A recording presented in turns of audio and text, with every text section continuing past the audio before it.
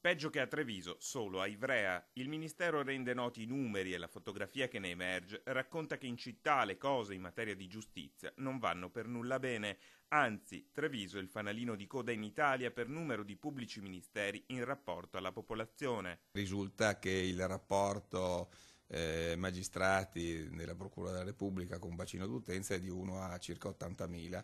Per fare una proporzione basta dire che la media nazionale è di un magistrato ogni 30.000 abitanti, che a Belluno c'è un PM ogni 36.000 abitanti e a Verona ogni 52.000. In questo tribunale mancano anche degli spazi, soprattutto per il tribunale che ha avuto l'accorpamento degli uffici distaccati, ma anche per noi che abbiamo avuto un ampliamento della sezione di polizia giudiziaria e comunque ci servirebbero spazi anche per creare dei servizi a maggior garanzia del cittadino. Le ripercussioni, spiega lo stesso capo della procura, sono inevitabili. A spiegare a un cittadino che è vittima di un reato di competenza del giudice di pace, che è in secondo piano rispetto a un cittadino per un reato di competenza ordinaria, non è molto semplice e sicuramente non risponde a criteri di giustizia. E proprio nei giorni in cui la gente fatica a celare la propria insofferenza nei confronti del crimine, arrivando anche ad imbracciare fucili e pistole per mettere in fuga i ladri, a scendere in piazza sono le forze dell'ordine. Il sindacato autonomo di polizia questo pomeriggio ha fatto un volantinaggio al semaforo dell'Estiore in città.